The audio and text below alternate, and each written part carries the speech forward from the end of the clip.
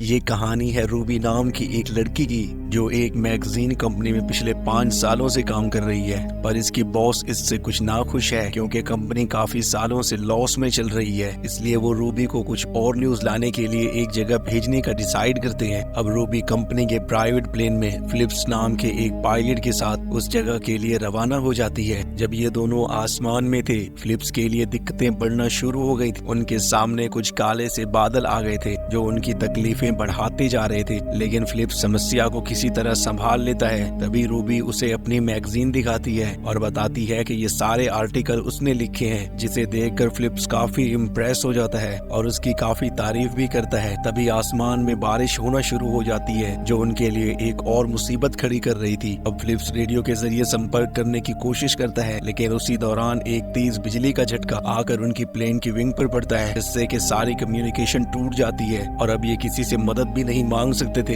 ऐसे में रूबी की हालत ठीक नहीं थी। ऐसी हालत में उसको घबराहट होना शुरू हो जाती है, जिसकी वजह से वो कुछ मेडिसिन लेना शुरू कर देती है। इस बात पर फिलिप्स को बहुत गुस्सा आता है। एक तो पहले से वो बहुत परेशान है, ऊपर से उसने अपना होश खो दिया है। अब सारी परेशानी फिलिप्स के ऊपर ही आ गई थी। वो फैसला करता है कि हमें वापस एयरपोर्ट की तरफ लौट जाना चाहिए, लेकिन ये इतना आसान नहीं है क्योंकि उनके पास इतना फ्यूल नहीं बचा है। और इसी पल उसे एक छोटा सा आइलैंड दिखाई देता है। वो डिसाइड करता है कि वो अपने प्लेन को वहीं पर लैंड कराएगा। क्या पता उसे वहाँ कोई मदद मिल जाए। आइलैंड पर पेड़ भी हैं जो कि उसे दिखाई नहीं देते और वो सीधा जाकर उससे टकरा जाता है और उसका प्लेन यहीं पर क्रैश हो जाता है। जब सुबह होती है तो रूबी को होश आता है, तो वो फिलिप्स से पूछती है कि क्या तुम इस प्लेन को ठीक कर सकते हो, और वो ना में जवाब देता है। तब वो अपने फोन को ढूंढती है, लेकिन उसमें भी नेटवर्क नहीं आ रहे थे क्योंकि वो उस जगह पर फंसे हैं जहां टावर उनसे मीलों दूर है। यहाँ किसी इंसान का नामो निशान नहीं था। ऐसे में बस 2 ही चीज ये कर सकते हैं। पहला ये काम कि उन्हें जल्दी से हेल्प का निशान बनाना होगा। फिलिप्स प्लेन से सारी जरूरतों के सामान को बाहर निकाल लेता है, जिसमें से कुछ खाने पीने का भी सामान था। इसके बाद वो रूबी को बताता है कि आखिर कल रात क्या हुआ था, कैसे वो लोग यहाँ पर आ गए थे, और वो रूबी को बताता है कि अगर उनकी मदद करने के लिए यहाँ कोई ना आया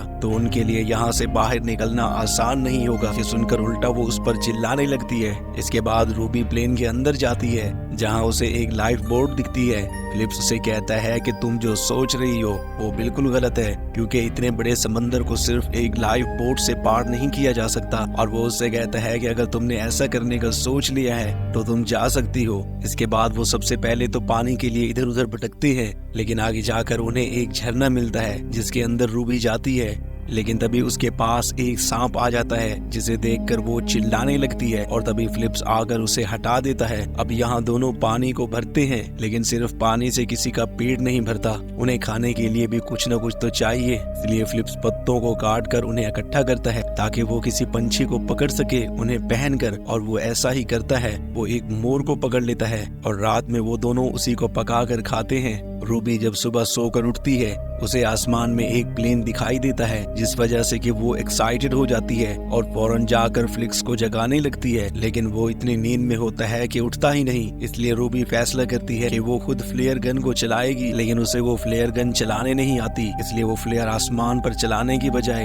एक पेड़ पर चला देती है, जिस कारण वहाँ पर आग लग जाती है। और कुछ इस तरह से अब ना जाने कब उन्हें दूसरा मौका मिलेगा। ये देखकर फिलिप्स रूबी पर बहुत चिल्लाता है और कहता है कि तुम ऐसा नहीं करना चाहिए था। एक मामूली सी बंदूक तुम चला नहीं सकी। अब हम यहाँ से बाहर कैसे निकल पाएंगे। इसी को लेकर उन दोनों में बहुत बहस होना शुरू हो जाती है। इसके बाद ये डिसाइड करते हैं कि ये ऊंची जगह जाकर मदद मांगेंगे, और ये दोनों बहुत सी मुश्किलात के बाद चलते चलते फाइनली ये पहाड़ की चोटी के ऊपर पहुंच जाते हैं, जहां से उन्हें पूरा आइलैंड साफ साफ दिखाई दे रहा था। फिलिप्स दूरबीन से देखता है तो उन्हें दूर से एक बोट आती दिखाई देती है। वो रूबी से कहता है कि हमें उस तक जरूर पहुंचना होगा, लेकिन इसके लिए उन्हें नीचे पहाड़ से उतरना होगा, जो कि ऊपर जाने से ज्यादा मुश्किल होता है। अब ऐसे ही उतरते हुए उन्हें रात हो जाती है, पर उन्हें अब ये समय गंवाना नहीं था। इसीलिए रात में ही ये अपनी लाइफ बोट को निकाल लेते हैं और सुबह होते ही ये लोग उस शिप के करीब पहुंच चुके थे, जिसे देखकर ये दोनों बहुत खुश हो जाते हैं। लेकिन जब फिलिप्स दूरबीन से देखता है तो वहाँ पर कुछ लोग एक आदमी को पानी में फेंक रहे थे और उसे सभी लोगों के हाथ में बंदूक दिखाई देती है, यानी कि ये शिप असल में पायरेट्स यानी समुद्री लुटेरों की थी। वो फौरन रूबी से कहता है कि हमें तेजी से किनारे तक पहुंचना होगा क्योंकि हमने गलत शिप को ढूंढ लिया है और इतनी देर में एक लुटेरा उन्हें देख लेता है। इनके पास सिर्फ एक लाइव बोट थी जिससे ज्यादा तेज भाग पाना बहुत मुश्किल था, इसलिए वो उन तक पहुंच जाते हैं और लगातार उन पर गोलियां चलाए जा रहे थे जिससे कि वो बोट के चीथड़े उड़ा देते हैं और ये दोनों तैरकर उस आइलैंड की तरफ भागना शुरू कर देते हैं और समुद्री लुटेरे भी उनका पीछा करते हुए उस आइलैंड में पहुंच जाते हैं और जल्द ही उन्हें पकड़ लेते हैं। तब रूबी के दिमाग में एक आइडिया आता है। वो उन पायरेट से झूठ बोलती है कि हमारे पास बहुत सारा गोल्ड है, अगर तुम हमें छोड़ दोगे तो हम तुम्हें वो सब दे देंगे। और वो उनकी बातों में आ जाते हैं क्योंकि उन्हें गोल्ड चाहिए था। अब ये दोनों उन्हें ऐसे ही जंगल में घुमाने लगते हैं जिससे कि उन्हें सोचने का टाइम मिल सके और सही मौका देखकर ये उनसे छुटकारा पाकर भाग जाते हैं और एक ऊंची सी चट्टान से नीचे छलांग मार देते हैं। ऐसे में वो इन पायरेट से बच तो जाते हैं लेकिन इनके मुश्किलात यहाँ पर खत्म नहीं होती। अब यहाँ पर इन दोनों को चलते चलते रात हो जाती है,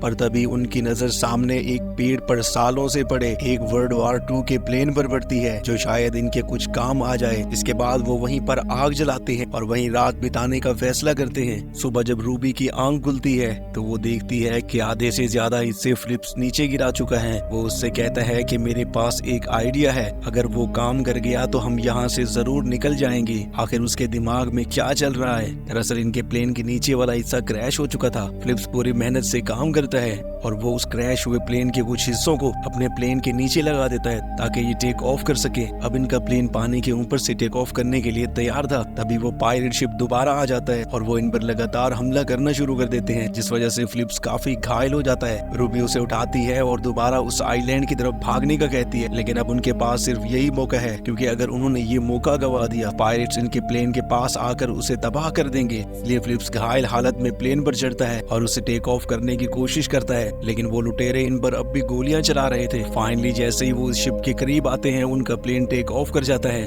उसके प्लेन को तबाह करने के चक्कर में पायरेट्स एक तोप से उस प्लेन पर हमला करते हैं जो सीधा आकर उनके ही शिप पर गिरता है और उनकी पूरी शिप तबाह हो जाती है। लेकिन ये दोनों सही सलामत वहाँ से निकल चुके थे और फाइनली अपने घर वापस पहुँच जाते हैं। और इसी के साथ इस मूवी का भी एंड हो जाता है। तो गाइस, जिसने चैनल को सब्सक्राइब नहीं किया, चैनल को सब्सक्राइब करके वीडियो लाइक एंड शेयर कर दे। तो मिलते हैं नेक्स्ट वीडियो में।